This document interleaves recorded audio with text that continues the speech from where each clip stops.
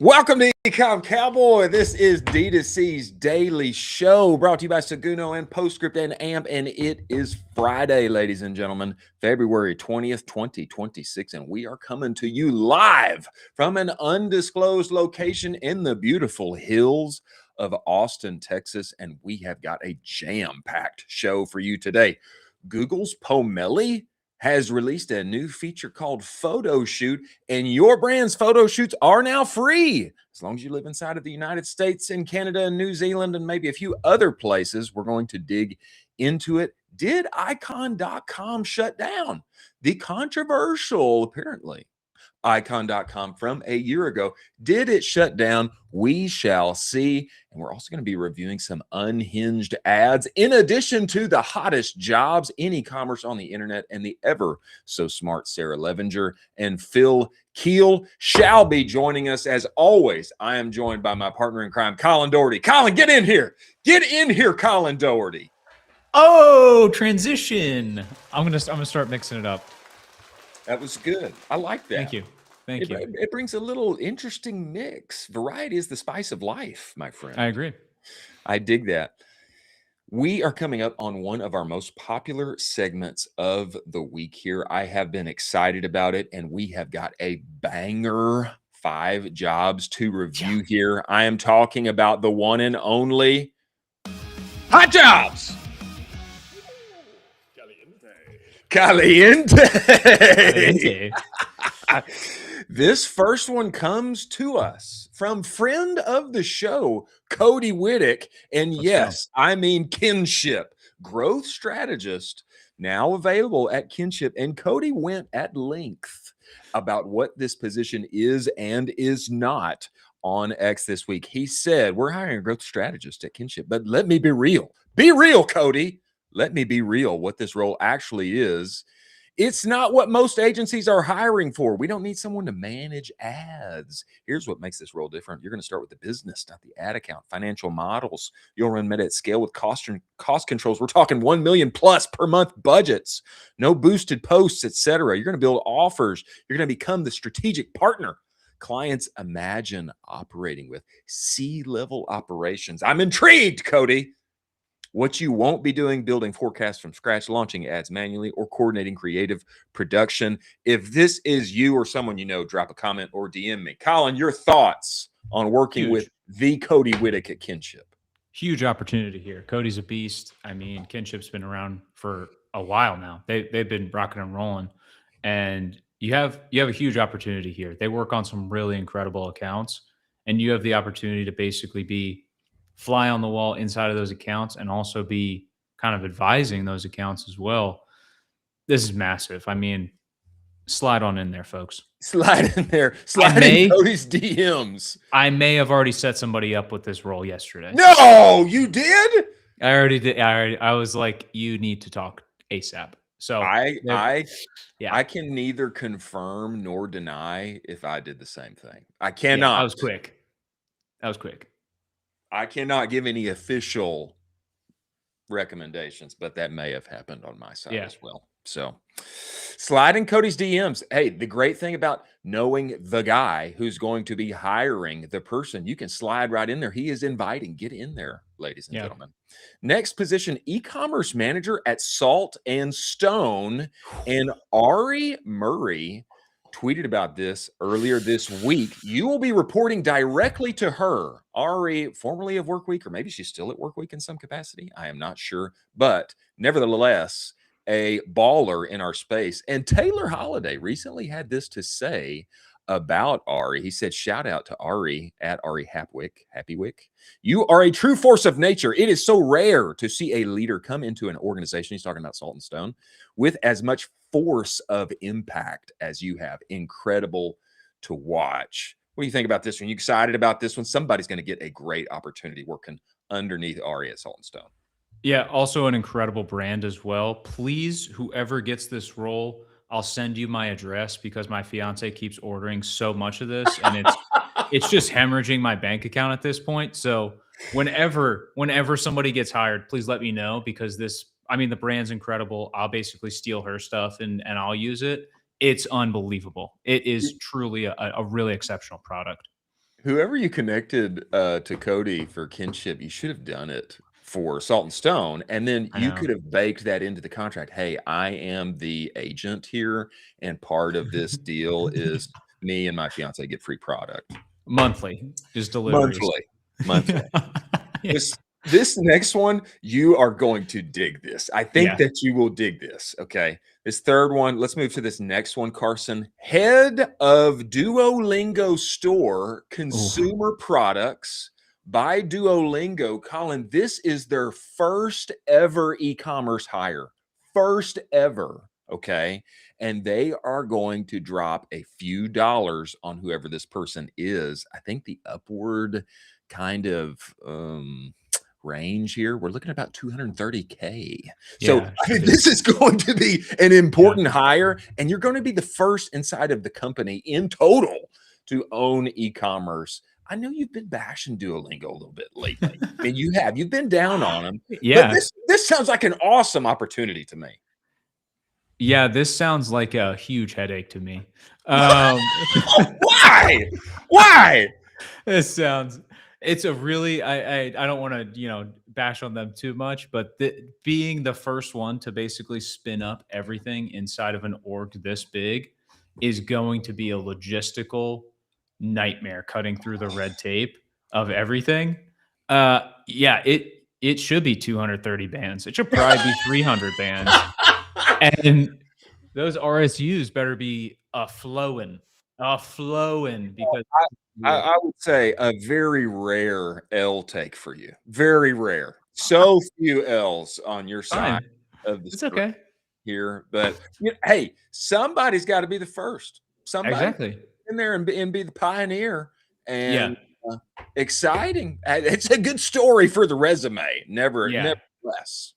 The person who takes this on has to have extremely high agency. You have to be extremely high agency and extreme self-starter. I would say even more so than, the classic, like, you're a self-starter, blah, blah, blah. You have to be over-indexed to those two things. Self-starters only. Our next role, this one's deep in my heart here. Oh, yeah. E-commerce generalist. I have never seen this role before, actually. And when I saw e-commerce generalist, I thought they made this for me. They found me. They gave me a title. E-commerce generalist at Yeti. Now this is on site. And I recommended and put up this on-site job here on purpose, number one, because you are going to be working at the powerhouse that is Yeti. And number two, it will force you to move here, which is what I want if you don't already live here in Austin, Texas. This to me has a like career-making potential all over it. You get inside of here, what an excellent logo. Learn and work with some of the best products inside of our space, already storied history in D2C and e-commerce. This to me is a home run. This is probably my most exciting job that you brought on here. I would throw that out there too. The on-site location for this is incredible. I don't think incredible, right? The actual location, you are right on the water there, and you're basically on the other side of downtown Austin, but you can go right into downtown Austin in 5 seconds. This is such a cool job. This is an incredible opportunity. Like you said, this is career making. I completely agree with you on that. And also the product is just incredible. Like we talk about this on the show a ton, where it's really, really hard to make an okay or a good product a home run. But to make a home run product another home run, it's very easy. It's very easy. Yeah. Chef's kiss on the location. I mean, the product, the brand. Just the cool activations. Oh my gosh. The activations, like beg, borrow, and steal your way in. Scratch and claw. Find a way. You need to go. And actually, I do know. Man, I know somebody that worked there for years and years. Is an incredible person. If I were looking for the job, I would contact that guy. But nevertheless, I am not. But go ahead. I would take the adage that our parents gave us, where it'd be like, go down there and drop off your resume. Yes, do that. I would go every single day if I really wanted this. I would be like, hey, what's up? It's me again. I know you saw my resume. I vibe coded another thing for Yeti again today. Oh, by the way, it's me again today. I got the whole office coffees again. I vibe coded another thing for Yeti today that I thought you guys would want to see. They would be so annoyed with me that they would be like, God, this damn generalist guy just keeps coming in here. Do it. Do it. Yeah. Go boomer style, man. Tuck in the Yes. shirt, put on a Yes. tie, and go introduce yourself. Yes. That is exactly what you need to do. Yeah. And our last one here, we always like to throw a bone. We don't want to forget about our friends Oh. in the software space. Oh. Associate Manager Customer Experience at Ramp. This is one of the best marketed brands for boring products that has ever existed. They are Yep. crushing right now. The opportunity to get in here at the one and only Ramp as they are on their incredible rise. Somebody needs to make this thing happen. Yeah, you said it perfectly. They are on a rocket ship of a rise right now. And you get to hop on a little seat and just take off and just ride that rocket ship up and be a part of a really cool experience too. This is also, I think, a potentially career making move in the SaaS world too, if you wanted to jump from somewhere else. Exactly. Yeah. These D2C brands are still hiring humans. Make a friend and find your way in. Do it. Yeah. The robots may take us all out, okay? But there are still positions for humans for at least for now. So get in there and find a way in. And before we move on to Sarah, we should talk about Postscript. You know, the wonderful thing, ladies and gentlemen, about Postscript is focus. They only do eat, sleep, and breathe SMS all day long. They are obsessed. And that's why they can get outsized results for you, just like they did for me. On average, when people make the switch from a partner that does 5 or 6 higgledy-piggledy things altogether to Postscript for SMS alone, people see an average 22% increase in revenue. Now, that's what's normal. I didn't see that. I got a lot more, actually. I got a ton more. And we went from making like very little to almost no money on SMS to inside of a year being a top 1% account on their entire platform. If you go to postscript.io/SMS-benchmarks, what you are going to get is, hey, my company, our vertical, our revenue band, what's normal for SMS, how are we doing, and where should we be going next? Many thanks for Postscript being part of the show, and love that we get to work with them and help people transition over to them. Yeah. Now, before Sarah joins us, I just want to say here a little bit, there are very few people. Actually, I know no one who is occupying the same space that she is. She lives at the intersection of psychology and D2C, paid social, advertising. What she has to say is so unique in our Yeah. space. It is unlike it's unlike any other talking head that lives. I mean, there's so many gurus among us, right? And, Yeah. and I mean that in a genuine way. There are people who have succeeded in so many ways, but she occupies a unique space. Now she's founded her own company, Tether Insights, and she does it in such a unique way that nobody else talks about. Have you found this to be the case? Absolutely. She's a one of one. And the angle that she's coming to ad creatives with and talking about ads with is one of one as well. So she's a treasure trove of data. That's probably why she has an insight company. It's probably why she has an insight company, which it's good that she does. And I think she's got her own school now. She Nice. does marketing reports for people. She's got frameworks. She's got all kind of things. In addition to, she's got this like paid media, D2C nitty gritty background. There, it's a unique combination. It's a unique combination of sorts. Well, prior to her joining us, I'm sure she will be with us very soon. Let's move forward to one of our next stories. We should talk about what's happening with Google Labs. Okay, this is far. Yeah, you got it. Thank you, Carson.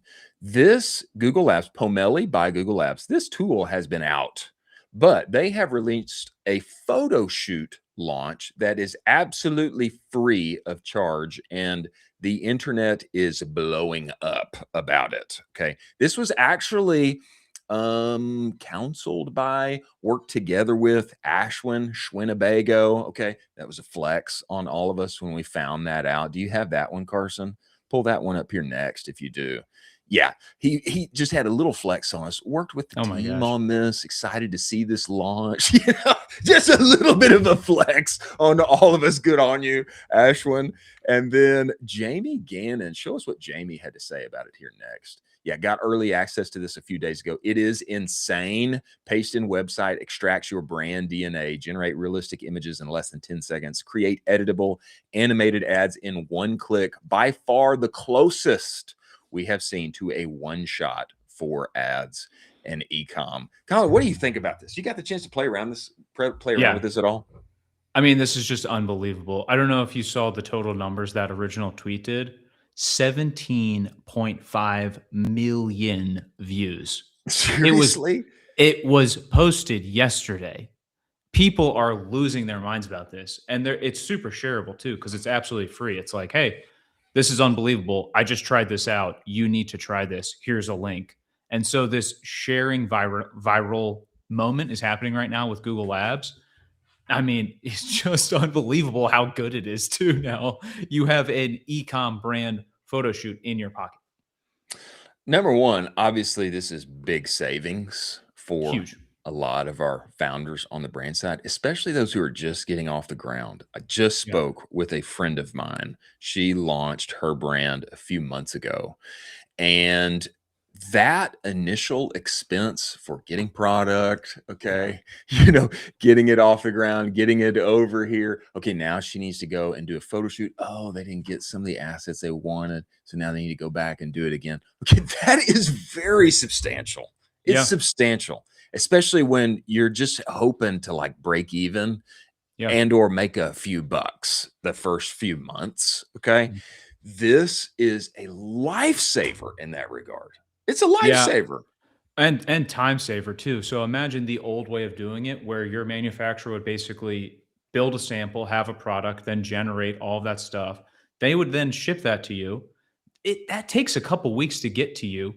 Instead, it's like, hey, can you please send a photo, just a random iPhone photo to me? And then I can dump that and make a whole photo shoot out of it before it even gets to me. No. The amount of saving time is weeks. I mean, it's incredible. And then you can do iterations from there still because your manufacturer can just keep that sample. And then it's like, hey, I actually wanted to tweak this thing here, tweak this thing there. Okay, great. We made the adjustments. Great. Send me that photo. Awesome. Cool. I did a whole photo shoot already. And it's like, awesome. Cool. We'll have all of that shipped to you within 2 to 3 weeks. That completely changes the structure of product and brand launch at this point. I think to me, it also calls into question, where is software going? Where is SaaS going? Is all SaaS going away? To me, this like really hones in the point. Yeah, actually, those who are already succeeded at the top of our game, they're only going to be able to do even more and become more successful. I think this is an example of that. And it'll be interesting to see what the big boys come out with here in the future. Yeah. I mean, it's also by an extreme going away anytime soon. If you want to index into learning this, index into this becoming kind of your SOP inside of your brand, this isn't going away anytime soon, folks. Not going away anytime soon, but there is someone coming in, and it is the one and only savant of psychology. It is the ever so smart Sarah Levinger. Sarah, get in here. Hi. Figure out technology. I was like, wait a minute, where's the link? And thank you for your patience. I think I may have not sent you a link. I think that's probably what happened. Totally fine. I feel like as you get to like Thursday, Friday, the brain just starts to kind of slowly turn off. At least it does for me. I'm like, where am I going? And I double checked it a couple times this morning. I was like, oh, he'll add it. And I was like, maybe I missed it. It's fine. We're just, we're taking it easy today. We're taking it easy. Well, we got you here, and we appreciate your diligence in follow-up. I know. I was excited. I was like, I want to come jam with you guys. I was listening. I'm like, good. I'm learning a lot on the opposite side. All right. Sarah, I've wanted you to come on here so many times, but specifically to talk about the why behind the buy. Oh my gosh. And, it seems so much to be the case. And often founders, marketers, we're pulling out our hair because sometimes our consumers, our beloved customers, they will buy My the gosh, best yes. product with the best offer and the da da da da da da da da da. And sometimes they don't. Sometimes they just do not. Give us perspective on that. Why are the people who we are trying to sell to, why do they buy and why do they don't? I actually saw a post from Nate Lego. Shout out to Nate because he has the best post about this, talking about the fact that he will buy whiskey in all sorts of different situations. Sometimes when he's like happy, sometimes he's celebrating, sometimes when he's like upset, sad. he just needs something sad.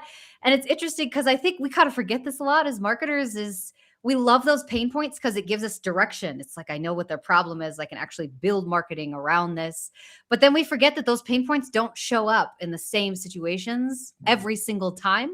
They show up in different situations all over the place throughout your life. Sometimes you'll fix it in your 20s. It'll show back up again in your 40s. Yeah. So this, like the underlying psychology of why people sometimes purchase a lot, a little, high quality, low quality, really comes down to, and this is going to sound bad, it comes down to situational elements. Like your environment really does kind of affect what you buy, when and where you buy.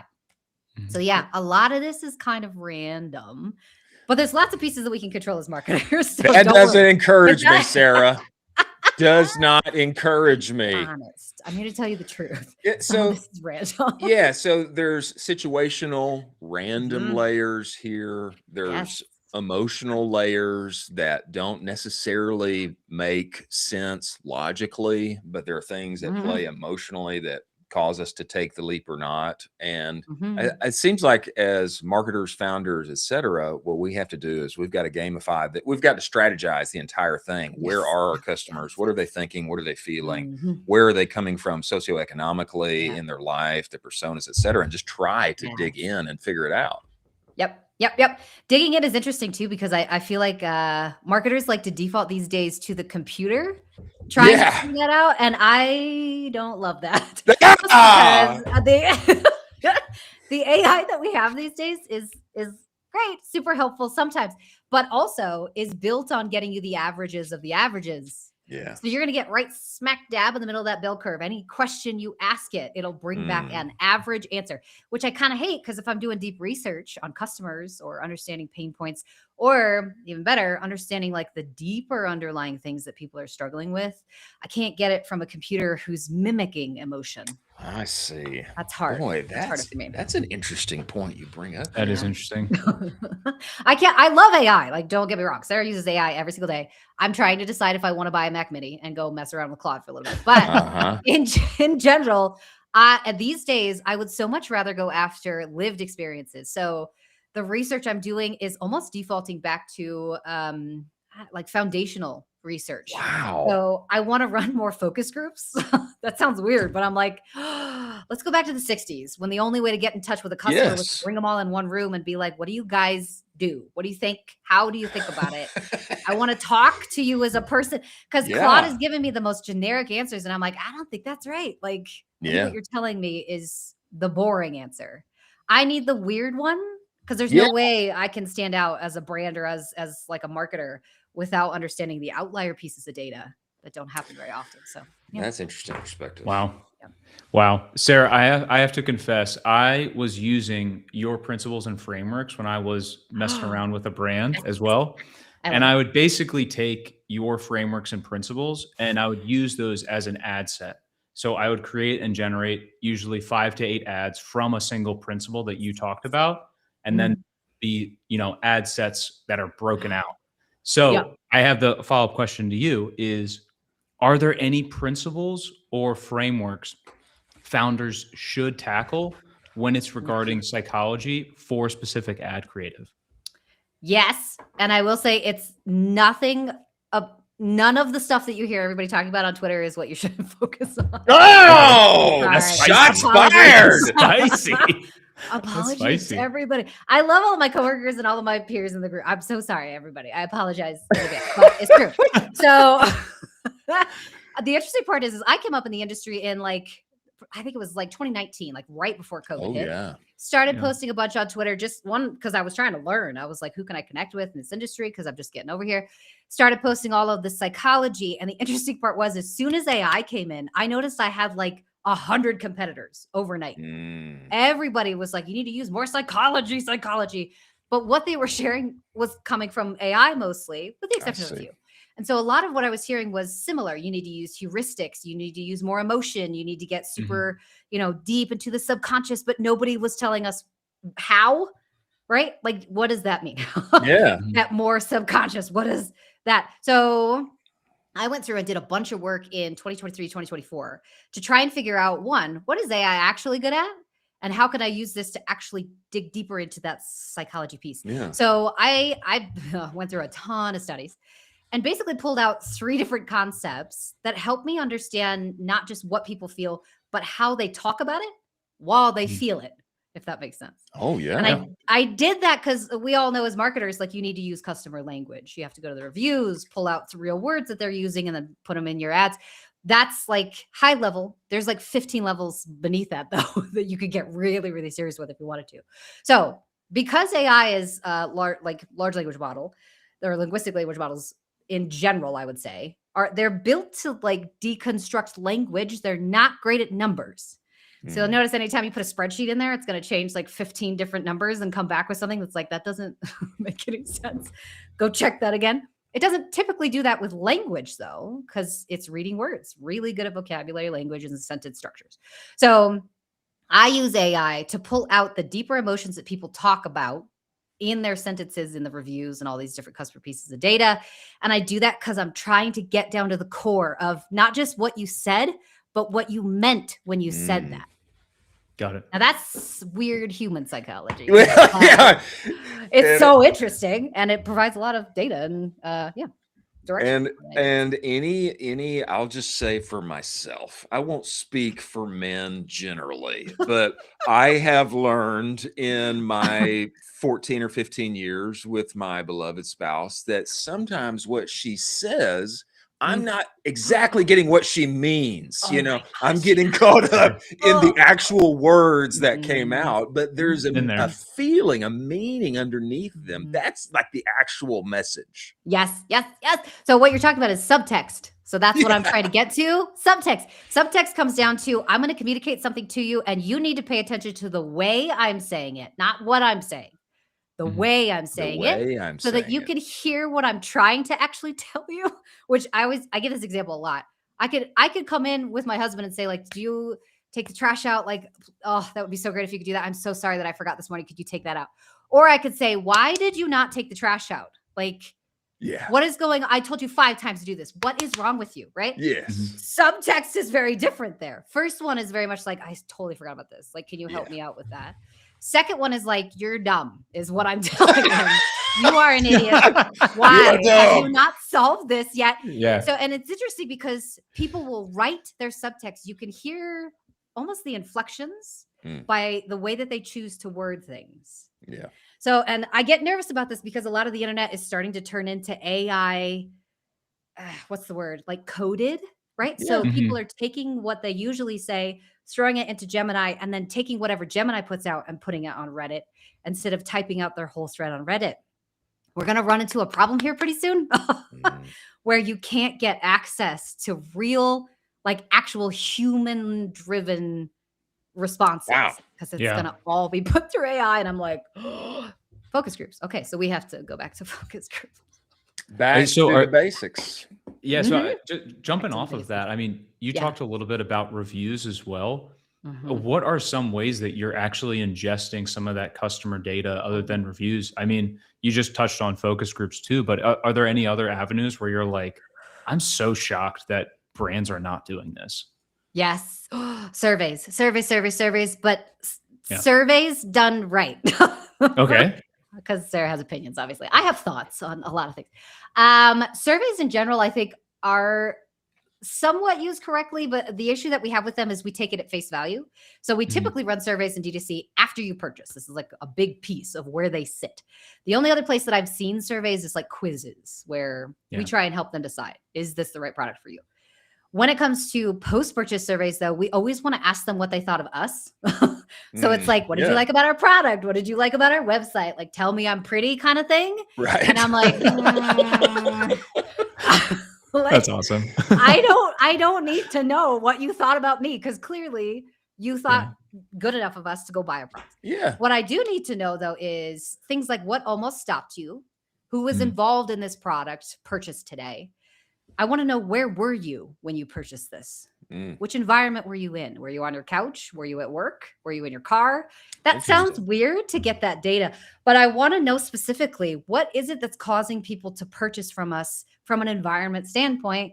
One, so I could run ads there, but two, because I want to see what mode they were in while they were purchasing from us. So that post-purchase is not used nearly enough as it should, and not as well enough as it should. Because the brands get stuck on like, we need data. Tell us what we did right. And I'm like, you did something right. It doesn't matter what you did. I want to know what they did, right? What the customer was doing while they're in this mode. So survey data, critically important. And then secondary to that, I try really hard to push the brands to ask questions that don't make sense, really, in an attempt to get people out of logical thinking mode. So I've been running these for many, many years now. I run a core identity map. It's the CIM, and it's built on pictures and metaphors. Okay. It's a survey that doesn't really use logical thinking. We ask a few logical questions in there, like, what do you think about this product? Those types of things. But primarily, I'm trying to get down to more subconscious level thinking by offering a way for them to get into their own head without knowing they're doing it. So a great example of this, I'll run some picture-based surveys that says something like, if our product was a superhero, which superhero would it be? Okay. And then I'll give them a bunch of pictures of superheroes. Right after that question, I always want to ask why, right? Why did you choose Superman? Like, why did you choose Batman? What was it about this image that resonated with you? That gives you so much more emotional data at the top, and then a logical reason for why they chose that at the bottom. And the interesting part is you get weird data on this, and I love it to death. You can ask questions about, like, what kind of tool would it be? A hammer, a screwdriver, like, a measuring set, like whatever it is. You can also go really more, like, get really intense with it if you want to go more emotional and ask people, what kind of relationship do you have with us? Are we in a situationship? Are we dating? Are we married? Like, what are we to you? Like, what, DTR talk from brand to brand. Nice. I've gotten some really interesting answers to that, because people are very much like, dude, I don't know you. All right. Really the answer I get. So, and nobody's asking these questions or thinking to ask them deeper. I'm just shocked, because there's so much you can learn when you ask somebody to answer emotionally instead of answering logically. So, that is fascinating. Oh, it's so I feel like my feelings would be hurt if people were like, your brand's a you up text. I'd be like, well, oh my God. we need to fix that. We need to fix that ASAP. You'd be surprised. Some of the biggest brands I've worked with have situationships going on, and I'm like, oh no, we got to work on that. That's a bad thing. So Now, Sarah, I want to ask you about what is the role of the creative strategist today. But before I get there, I want you to tell me how I can be like you. And I say that because there are a lot of things that there's a lot of things that I'm great at and I am unique at that is otherwise and different from other people. But I also know that I have glaring weaknesses. And one of them is being, very systematized, which is partly why I need Colin on this show. Another one is, delving into the depths of psychology, mining those things and being able to systematically apply them inside of creating ads and what we're doing in marketing and such. I know you've got a school. I do. If I can get inside your school, which I was looking at this morning, can I be like you? Can you help me be like you? Yes. That school has morphed and morphed and morphed. I have tried so hard to figure out in my own business and my own community that I'm growing, what's the best way to deliver this information? Because like we talked about earlier, all of Twitter is talking about psychology, but we're still not seeing it come out in advertising easily. So the school is one of the best ways, I think, shameless plug, to come learn how to be more of a psychology-based marketer. Mostly because every single week I'm teaching these very definitive psychology-based applications is what we're teaching.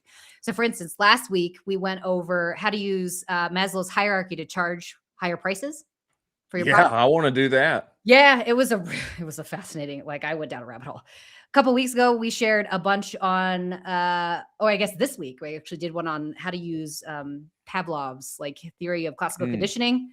Yeah. Basically just to get people to recognize your ads faster. So there's all kinds of little psychology in there. Overall, though, I get this question a ton this year. I think we just have more creative strategists coming up. Finally, like 5 years later, it finally took us forever to get a bunch more injected into the system. Creative strategy, I think, is a difficult skill to learn because you honestly have to be like the culmination of 3 different departments in one person. And that's so hard because you have to have a performance background of some sort. You got to understand metrics and understanding growth and those type of things. You got to be creative. Yeah. Which when I say creative, I mean, you have to know how to make content. And that's a skill I'm like is so difficult to get in one person. And then on the backside of it, you kind of have to understand business, understanding like to some degree, right? Yeah, like to some degree. Yeah, you got to understand what a P&L is. Like, right. And some of the brands don't share that with their creative strategists, but you kind of have to keep it in mind because depending on what I put in the ad account, we might blow through our inventory this month, lose our supply chains entirely, and then we don't have any inventory to sell. So now we're screwed for the next 3 months. Yeah. Some creative strategists can do that, and on the back end, like the opposite side, if we can't sell anything, if I'm really struggling to do my job as a creative strategist, well, I need to know, is it me or is it the landing page? Yeah. Is it me or is it the actual product? Like, does the product suck? Oh my gosh, there's so many pieces. I feel so bad for creative strategists because I'm like, I'm trying to help people use psychology, but my group is more for people who've been in this for a minute. Yeah. Like you're an intermediate level and you're trying to just get up to expert. Just to upgrade from beginner to kind of intermediate level is a task. So are there groups for this? Yes, absolutely. I have like lots and lots of good groups that are popping up everywhere. Mine, it's tough because it's more on the psychology side. Well, I want what you got. I want what you got. Come on in, it would be so fun. I will tell you, I mean, I want to learn everything there is out there, but I know what you have. I need to learn. I know that much. It's fascinating. Oh my gosh. Because I mean, to everybody's point, like this is one of those industries where it's needed. Like we need training, we need education. It's just difficult to find. So anywhere that you can get involved with a community or, just following someone on Twitter, like if you find somebody that you resonate with, and really, I think somebody that your brain maps to, because like my brain is a little weird because I'm a systems thinker. That's just what I think in all the time. So everything I have is a framework, a system, a cheat sheet, a checklist. Yeah. But some people that I've tried to train before are just like, I don't understand systems at all. Like your style just doesn't work for me. And I'm like, totally fine. Like I make everything a system. So there's other people out there that may not do it this way. So find someone who thinks like you, I think is critical. Well, Sarah, we appreciate you making the time and persistently getting on this show. Here is my ask. We want to have you back and we want to have you on for longer. Can we do that? Yes. Can we make that happen? Yes. Okay. Yes. And we'll dive more into frameworks because I think what you have are largely D2C bro dominated industry needs. That's what I think that I do. I genuinely think that. And I would put you on every stage and platform inside of the conferences in our industry. And you need to be on the show again.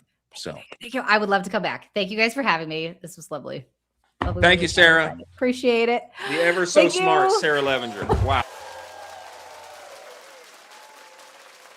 Wow. And the exciting thing about being live is that sometimes you don't send the link to your important guest, which is exactly what I just did. We find the link. But the good news is that we have got another big brain marketer who is so focused on media buying. He is in the weeds every day, auditing hundreds of, I mean, maybe not hundreds, but many accounts every single week. Thousands. This man is down on it and into it, and he is coming to us from Tycoon Digital. I am talking about the Phil Kiel. Phil, get inside this show, Phil. Get in here. Let's go. Yes. Go. How's it going, guys?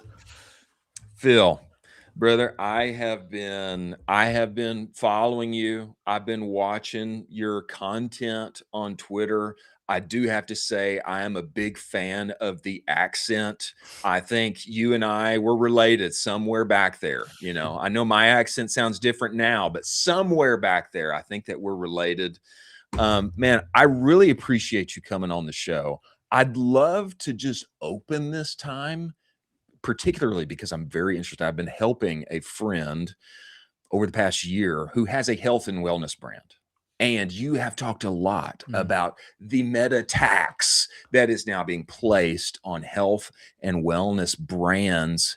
Give us some perspective for those who aren't aware and are slinging other things on the interwebs. Describe what has been happening to our supplement brethren on the platform and what people can actually do about it. Yeah, cool. Yeah, well, I mean, thanks for the great intro. I need to get the Stetson. I need to get. Yes, you do, sir. Let's go. I should have bought one. There used to be a time when Meta cared about how much text you had in your creatives. Do you remember there was the 20% text rule? And that was what we were focused on. During that moment, Meta was more bothered about how much text was in your creatives and less bothered about the data it was collecting about users on the platform.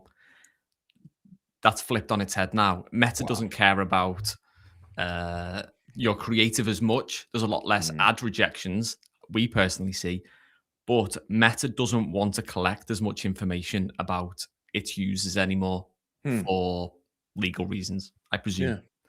So if you are advertising to a diabetic audience, for example, and a user goes onto your website, Meta can then presume that that person could be diabetic, and Meta could get in trouble for that because then it can start to target that person based on its profile, based on that person, and you can copy that across, you know, any sort of illness or disease or capability. And yeah, you know, start of last year, Meta started to introduce these health and wellness tags, which were pretty, you know, there was a lot of change in the industry because all of a sudden these brands weren't going to be allowed to receive those lower funnel events, which is what, you know, how many years have we been saying just run purchase campaigns?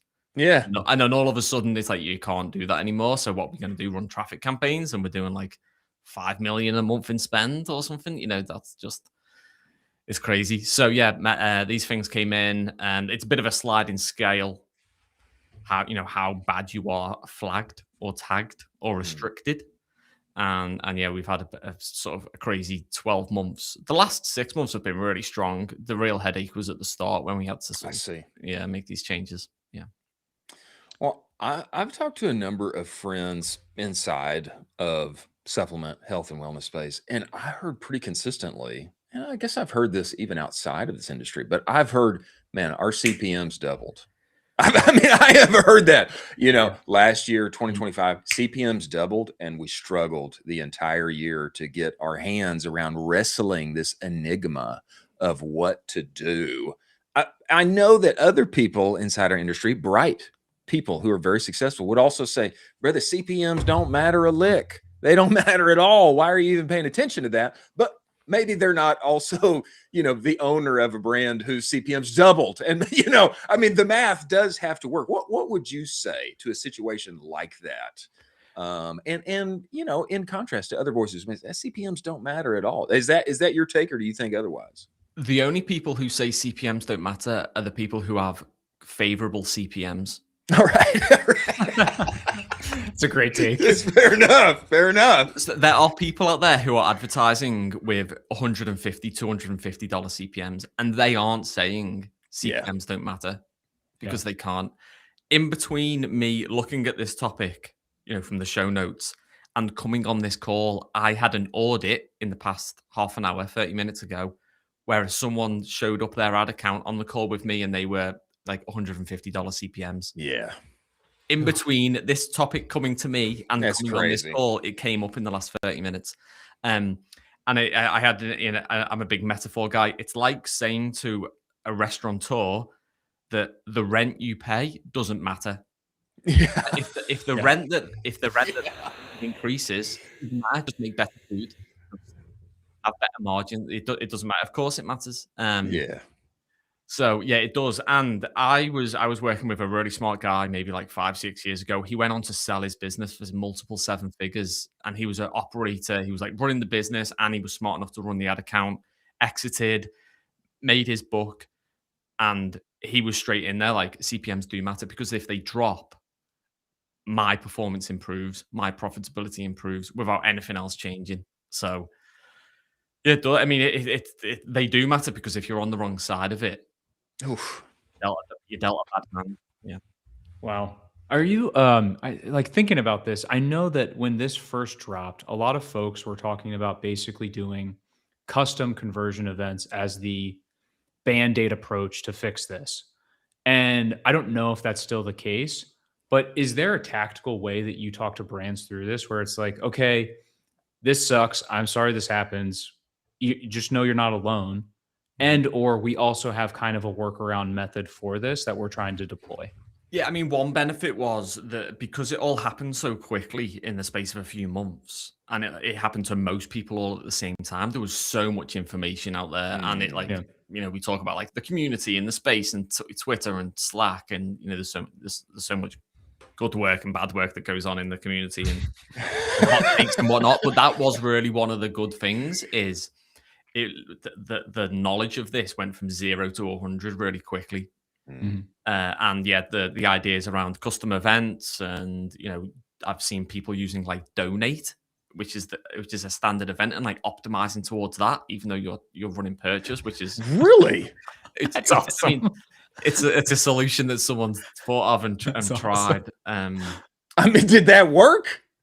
I haven't done it, but I've seen an account where it is working. Wow, that's what I'm saying. Fascinating. There's a way. There's a will. There's a way. Yeah, marketers will find a way. Life will find a way. It's like Jurassic Park, isn't it?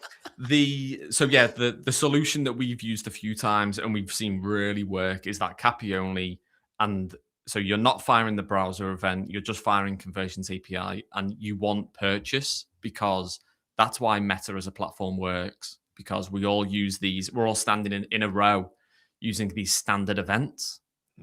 And like a purchase on my website is the same as a purchase on your website, and Meta builds a profile of people who make a purchase. And as soon as you move away from that and use a custom event, Meta can't, you can't get the benefit of that standardization. So yeah, CAPI only, we still use purchase. Wow. That is fascinating. That is so interesting. Phil, give me some perspective. And I confess, this is new for me. This is new for me. We're typically, you always hear people talking about, well, we came in here at this point and we have scaled spend to here, and that's always it's always a marker of success, because of course we all want more spend to go out there if we can maintain at least some decent level of performance. More, please, more. We always want more spend, but it's now, I've seen it myself. One can scale spend, and it looks so positive on that side, but also reach fewer net new persons each month as that same thing is happening. I was actually talking with David Herman, I believe, or somebody else like David Herman. And this was the case. It was like, look at what is happening here. And it's mind-boggling for me. Why does that happen?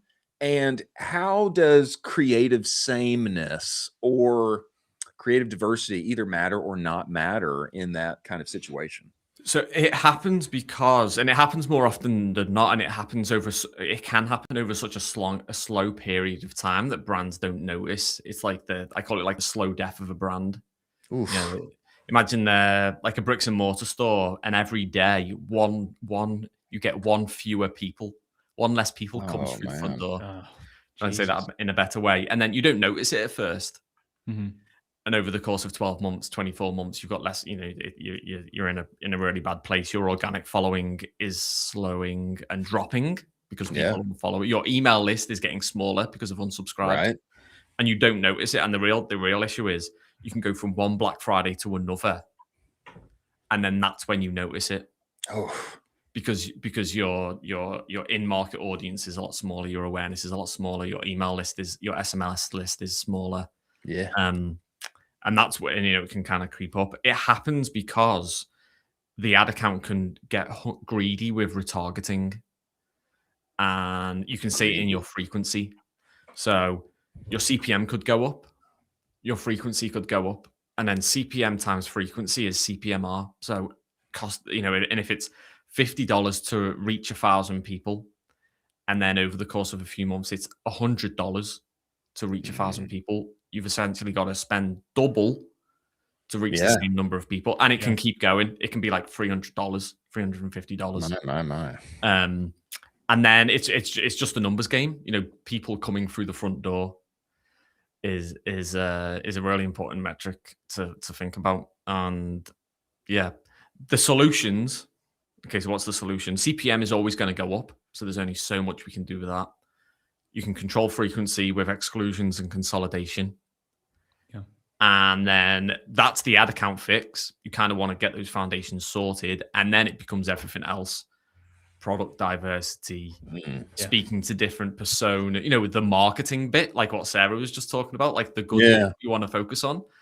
I've just heard today on Twitter, like maybe like landing page diversity can help net new reach. So that's what creative diversity is important. But if your CPMR keeps going up, then it's not really a problem you can solve with marketing if the Meta account is greedy. Yeah.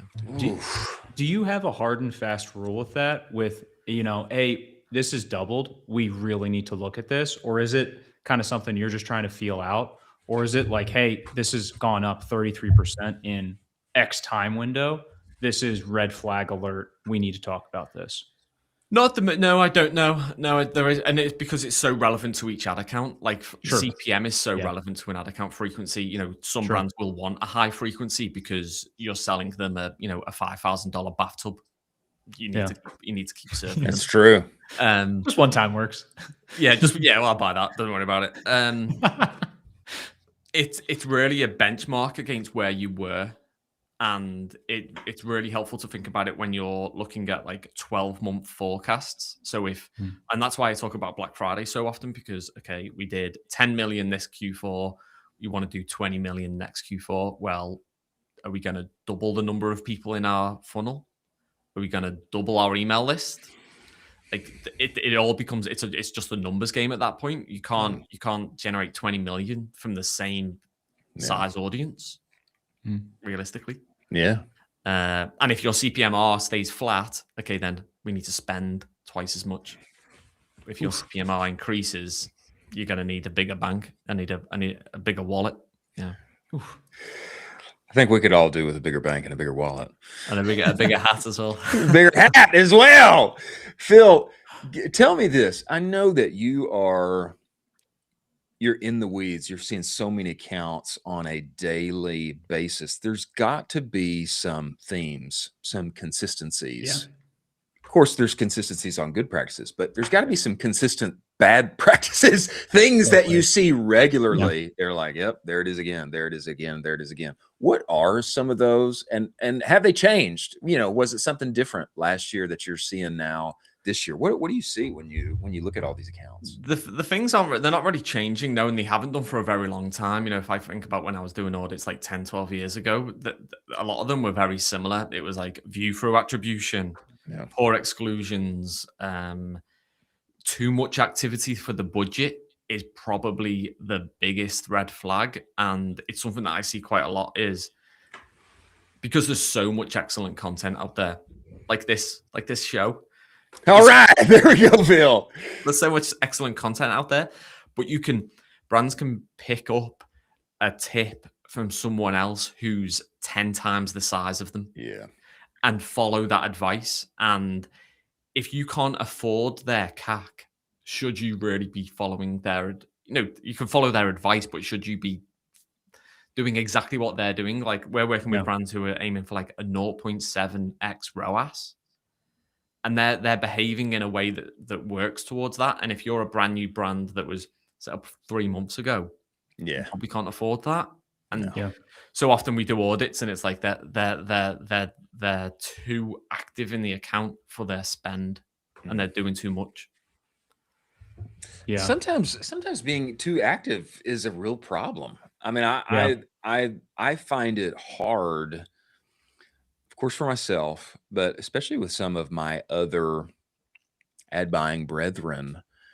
Sometimes the things, and they've got a founder that's breathing down their neck, who's always looking at the ad account. It's like, hey, what are we doing here? I'm paying you guys this money. You're not really doing anything. Like, can we like switch it up? Like, but it seems to be like a consistent problem sometimes, by not just letting the thing run and let's give it some time, see how performance improves or doesn't. It can be a real hindrance to actually finding a winning path and threading the needle forward. I mean, do you agree? Yeah. Yeah, what we do is we try and build like a weekly cadence. So, we do this on a Monday, we do this on a Wednesday, and we do this on a Friday. And we try to remove that like emotional reactivity. And then, we launch ads every Wednesday. We scale budgets every Monday. And you can build that cadence around your budget. You could be, twice as active as that, really. But I think that's really smart. And then use that time in between those moments to do all the things that we could list.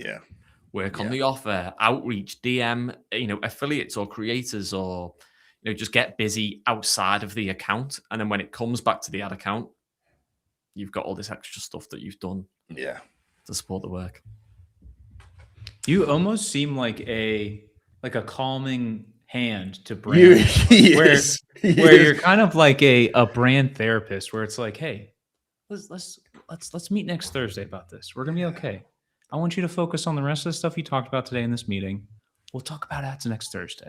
You know what I mean? It's like that soft voice that you have and the accent. It's just they're at ease. They're at ease now. And they're ready for next Thursday. I'm loving all the compliments, guys. I mean, I think that's like the wisdom of not age, experience. Like, it's the same problems for years and years and years. And it's interesting. This year, I actually think feels very similar to 2020. Remember the start of 2020 where it was just crazy. Yeah, chaos.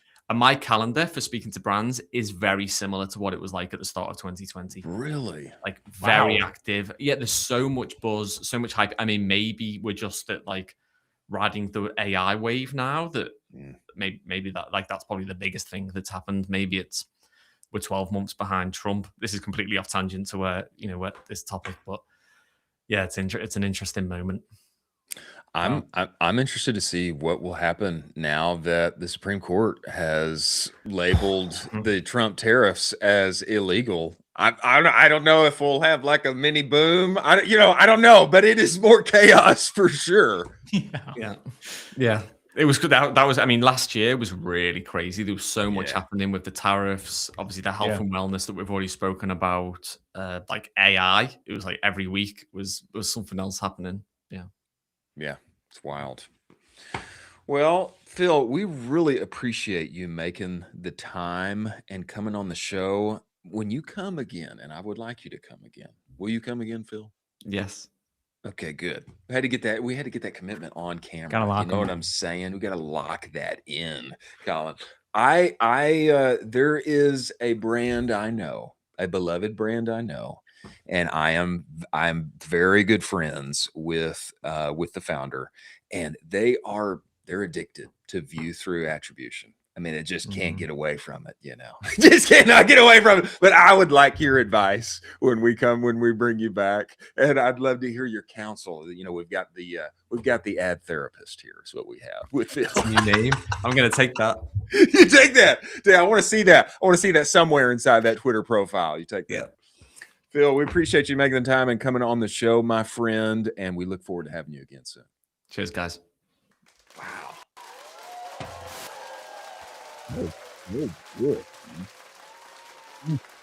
A lot of what we talked about there, I mean, brands should not be, if you're a small mom and pop brand, you got to be careful looking at, these backed brands and being like, I need to be like them. Well, it's like the budgets don't really align for both those things. Yeah. You got to watch out.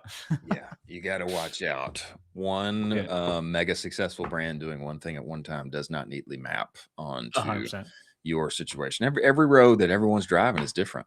You got to drive the road that you got and figure out how to make that thing work. Man, 2 incredible guests. Back to back. We really doubled up on this ever important Friday. Before we move on to our next story, we should talk about Seguno. Seguno, ladies and gentlemen, is the only marketing suite that lives entirely inside of Shopify. Why is that important, Chris? That is important because your email and your pop-ups and your banners and your reviews, it's all right there where you already work and play every day. And it means that you don't have to rely on some duct tape together integration where your data says this over here and says that over there. Your Shopify data is the data, okay?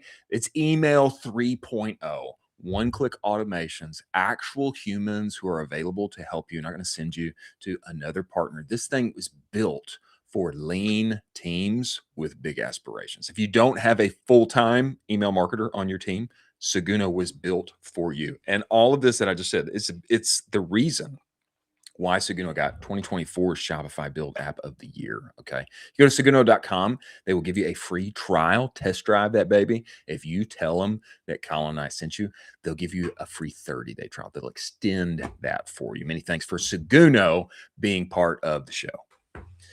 As we move forward here, Sir Colin, I think that we should look at before we get to unhinged ads, we need to ask the question, is icon.com, did they shut down?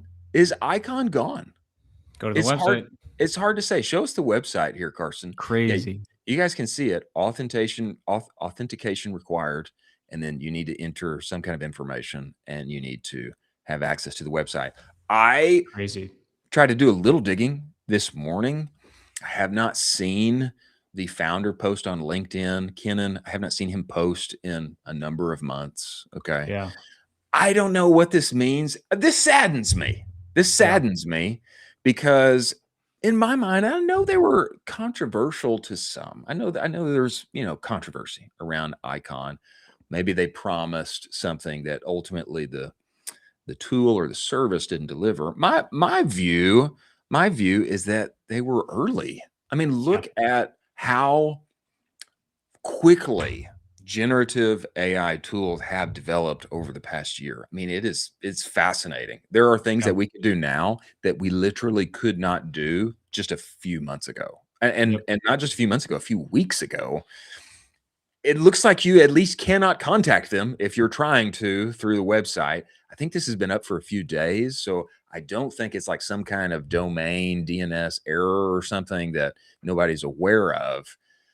What's your take, Colin? What's your thoughts on this as you see it take place? Yeah, I mean, it's sad. You don't want recently funded companies with heavy capital in our space to go under because then VCs stop deploying capital into the space. Exactly. Then the space, as a result, will probably shrink. So you don't want this. Just FYI, everybody, you don't want this, regardless of how you feel about them, as a macroeconomic thing for the space. Maybe they bit off a little bit more than they could chew for the promises that were being made. But I was a huge fan of the idea around it. Where it's like, hey, let's generate a ton of different ad creatives. Let's get to testing and let's rock and roll and just plug it in and go. I think it's still a huge opportunity for someone to make this and make it work. but this is just sad. It's sad. And I know there's a lot of hubbub about, oh, this thing is a scam and they raised $10 million and all that. I mean, good on them for taking the swing. I mean, they did a big thing. They took a big swing. Okay, it didn't work out. Apparently it didn't work out until we hear otherwise. Perhaps the service, the product couldn't quite deliver on what was promised at the time. If they had launched this thing in Q4 of 2025, then maybe it's a totally different story. Yeah. The generative tools have come so far. I mean, it's dramatic, the amount of new tools and capabilities that literally come forth every single day. And we do our best to bring the best and brightest here to you so that marketers and operators can survive and thrive. It's sad. You don't want to see people taking a big swing inside of our space and it end up not working out. I think this is about a year later. Are we about a year later from launch? I would say that. Yeah, I would say that. Well, thoughts and prayers out to them. And looks out. Kenan, the guy, he was a part of Skio. I mean, he's a successful person. I don't think that we're going to not hear from him again. I think we will hear from him again. Yeah. And I applaud the endeavor to take a big swing and make it happen. So absolutely. I applaud that. And I think if they had launched a few months later, just if by chance time had worked out for them to launch a few months later, a few quarters later, this might be a totally different story. And I completely agree. We all may be singing their praises right now instead of asking the question, what happened with Skio? I mean, not with Skio, what happened with Icon? Yeah. Yeah, 100%. Let's watch some unhinged ads. This I saw this. David Herman, and this ad is incredible. It's so good. It's so good. And I want to make one of these ads here very soon, like within the next few days, just for the fun of it. Carson, play this ad for us. He was pulled into a drain pipe after being caught in a flood. A nearby officer rushed over to help, but he was quickly dragged in too. The rushing water forced them both through the 100-foot-long pipe. They finally came out on the other side at Papa Giuseppe's kitchen. They serve Italian coffee to warm you up from the flood, along with it's like unbelievable. It looks really good, especially on Valentine's Day. So good. You and the officer looks really good. Absolutely have a great time to recover from the flood. I'd love to have some pizza tonight. That was so good. Yeah. So well done. Totally unhinged, and it looked awesome. I mean, it drew me in with the story, and they've got the GTA style video taking place. I want to watch it. I want to see it. I mean, it was so good. Unbelievable. I mean, hopefully this isn't what all ads become, though. I hope this isn't what all ads become, but this is a funny ad. Just a little sneaky, sneaky, Yeah. Sometimes a little sneaky, a little surprise and delight can go a long way. Before we hit our last story, let's talk about AMP. If you cannot explain, ladies and gentlemen, your business in a sentence or two, okay? If you don't know how to answer very quickly, what's your CAC? What's your LTV? How are you trending to forecast? Are we up or down? What percentage? What can we do to make up for it if you cannot answer those questions concisely, quickly, then I don't know if you really know how your business is doing. And what we all want to be able to do is to scale with confidence in 2026. And you've got to have your numbers and the health of your business down pat in order to do that. That's why we love working with AMP. If you go to useamp.com, you need to test drive their favorite tool of mine, Lifetimely. The good news is if you use Lifetimely, you get all their other tools for free. And what it's going to allow you to do is for yourself and for your entire team to answer those questions now. Don't fall to the unfortunate problem and mistake of everybody having their way to report data scattered hither and thither, this spreadsheet, that Excel sheet, etc. Be able to track the health and life of your business quickly, concisely, and right now so that you can save yourself headaches and scale with confidence in 2026. Go to useamp.com.